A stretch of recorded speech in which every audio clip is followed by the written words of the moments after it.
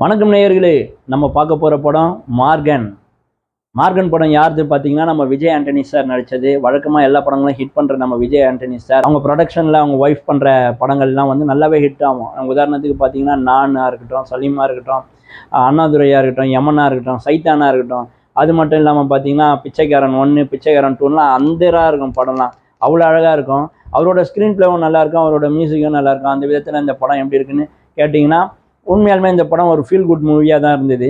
First ஹாஃபில் இந்த படம் எந்த மாதிரி இருக்க போகுதுன்ற மாதிரி யோசித்து ட்ரெய்லரை பார்த்துட்டு போன எல்லாருக்குமே நம்ம ட்ரெய்லரில் பார்த்தது வேறு மாதிரியாகவும் படம் வேறு மாதிரியாகவும் இருக்கும். ஆமாங்க, இது எப்படி இருக்குன்னு பார்த்தீங்கன்னா, ஒரு க்ரைம் ஜானரில் இருக்கிற படமாகவும் இருக்கும், ஒரு ட்விஸ்ட் அண்ட் டர்ன்ஸ் இருக்கிற மாதிரி இருக்கும், ஒரு கொலை அது மாதிரி நடக்கிற மாதிரி ஒரு ஹாரர் ஃபிலிம் மாதிரியும் இருக்கும்.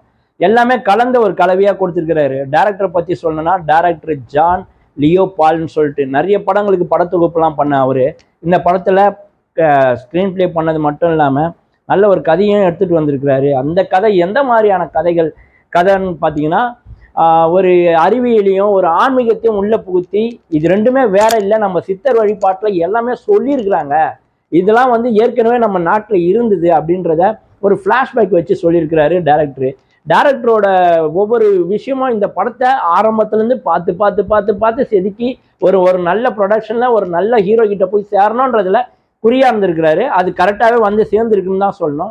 ரொம்ப அருமையாக இருந்தது இந்த படம் பார்க்குறப்போ. ஃபர்ஸ்ட் ஹாஃப்லேருந்து லாஸ்ட் வரைக்கும் சீட்டு முனையில் உட்கார வைக்கிற மாதிரி ஒரு படம் பார்க்கணும் அப்படின்னு நினச்சவங்களுக்கு இந்த படம் ரொம்ப அருமையாகவே இருக்கும். ஏன்னா அவ்வளோ அழகான ஸ்க்ரீன் பிளே. இந்த படத்தில் ஒரு கேரக்டர் ஒன்று வருது. அந்த கேரக்டர் பேர், உண்மையான கேரக்டர் பார்த்தீங்கன்னா அஜய் அவர் பேர்.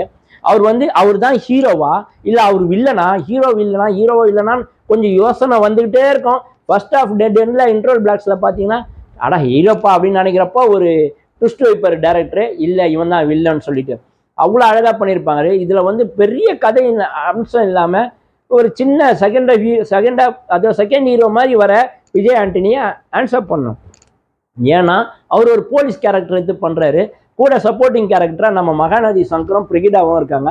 பிரிகிடா ஒரு போலீஸ் ஆஃபீஸராக வராங்க, ஓகே ஒத்துக்கலாம் அப்படின்ற மாதிரியும். மகாநதி சங்கர் கேப்பு கிடைக்கிறதெல்லாம் சின்ன சின்ன காமெடி பண்ணுறது படத்தில் கொஞ்சம் நம்மளுக்கு வந்து ரிலாக்ஸ் பண்ணுற மாதிரி இருக்குது. அதுவும் ரொம்ப அழகாக இருந்ததுனால செகண்ட் ஹாஃபில் கதை வேற லெவலில் மாறி போச்சு. இல்லை இவன் தான் ஹீரோ அப்படின்ற மாதிரி அந்த பையன் அஜய் ஹீரோவாக மாற்றிட்டு வில்லன் யாருன்ற மாதிரி நம்ம ட்விஸ்ட் அண்ட் டோன்ஸோட கிரைம் ஜானரில் தூக்கிட்டு போய் அழகாக எடுத்துகிட்டு போவாங்க. அது மட்டும் இல்லாமல் ஒரு உடம்புலேருந்து இன்னொரு உடம்பு பரிமாணம் ஆகிற ஒரு சயின்டிஃபிக்கையும் ஒரு ஆன்மீகத்தையும் புகுத்தி நம்ம கதையை அம்சத்தோட வெகு விரைவாக அழகாக எடுத்து நவுத்திட்டு போகிற படம்.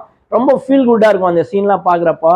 லாஸ்ட்டாக நம்ம தேட்டரை விட்டு எழுஞ்சிக்கிறப்ப, அட இந்த கதையை இவ்வளோ அழகாக பண்ணியிருக்காங்களே அப்படின்னு எழுஞ்சிக்க வைக்கும். என்னப்பா இவ்வளோ நேரமாக படத்தோட ப்ளஸ்ஸை பற்றியே பேசுகிற, மைனஸை பற்றி பேச மாட்டியா அப்படின்னு நீங்கள் கேட்டிங்கன்னா, மைனஸ் இருக்குதான். ஒரு பாட்டு எதுவுமே இல்லை படத்தில், அது சொல்லிக்கிற மாதிரி இல்லை. ஆனால் இன்னொரு விஷயம், இந்த அஜய்ன்ற கேரக்டர் ஒரு நீச்சல் குளத்தில் போயிட்டு தியானம் பண்ணுவோம். அந்த டைமில் அவன் பேக்கில் வந்து அவனோட மாஸ்டர் வந்து அவனோட செல்லை திருடிட்டு போயிடுறாரு. அதுக்கப்புறம் அவன் வந்து ஹாஸ்பிட்டலில் அட்மிட் ஆகி சீரியஸாக இருக்கிறப்போ அந்த செல்லை திரும்பி எடுத்துகிட்டு வந்து பேக்கோட கொடுக்குறாரு. எதுக்கு திருடினாரு, ஏன் பேக்கோட திருப்பி கொடுக்குறாரு, அது கதையோட ஒன்றவில்லை. அதுக்கு காரணம் என்னன்னு தெரியவில்லை. அது ஒரு மைனஸாக தெரிஞ்சுது. இந்த மாதிரி சின்ன சின்ன மைனஸ்கள் தான் இருக்கும். ஆனால் ஏன் நிறைய ப்ளஸ்ஸை சொல்கிறோன்னா, சின்ன சின்ன மைனூட்டான விஷயங்கள் அங்கங்கே விட்டு வந்திருப்பாங்க ஃபர்ஸ்ட் ஹாஃபில். அப்புறம் அதுக்கு ஃப்ளாஷ்பேக் சொல்கிறப்போ அதெல்லாம் இதெல்லாம் நீங்கள் இவ்வளோ அளவுக்கு நோட் பண்ணியிருக்கீங்க, பரவாயில்லையே அப்படின்னு கைத்தட்டுற அளவுக்கு ரொம்ப அழகாக இருக்கும். நீங்களாம் ஃபேமிலியோட பார்க்க வேண்டிய ஒரு நல்ல படம். இது குழந்தைங்களுக்கும் ரொம்ப பிடிக்கும். முக்கால்வாசி 75% படம் வந்து மெடிக்கல் ஸ்டூடெண்ட்ஸ்க்கான படம். அந்த மெடிக்கல் படிக்கிற பசங்கள்லாம் பார்த்தாங்கன்னா, நம்ம வந்து முகத்தை வந்து வெள்ளையாக மாற்றணும், கருப்பாக இருக்கிறோம், வெள்ளையாக மாற்றிக்கணும் அப்படின்ட்டு இப்போ ஒரு கலாச்சாரம் போயிட்டு இருக்கு. அந்த மாதிரி ஆளுங்களுக்கு இந்த படம் வந்து ரொம்ப கரெக்டாகவும் இருக்கும், ஏற்புடையதாகவும் இருக்கும். மீண்டும் ஒரு நல்ல படத்தோடு உங்களை வந்து சந்திக்கிறேன். இந்த படம் பார்த்ததில் ரொம்ப சந்தோஷம். ஃபர்ஸ்ட் தடவை மட்டும் வாட்சபிள் இல்லை, இது எனி டைம் வாட்சபிளான படம். மறக்காமல் சப்ஸ்கிரைப் பண்ணுங்கள், லைக் பண்ணுங்கள், ஷேர் பண்ணுங்கள், கமெண்ட் பண்ணுங்கள். மீண்டும் ஒரு நல்ல படத்தோடு உங்களை வந்து சந்திக்கிறேன். நன்றி.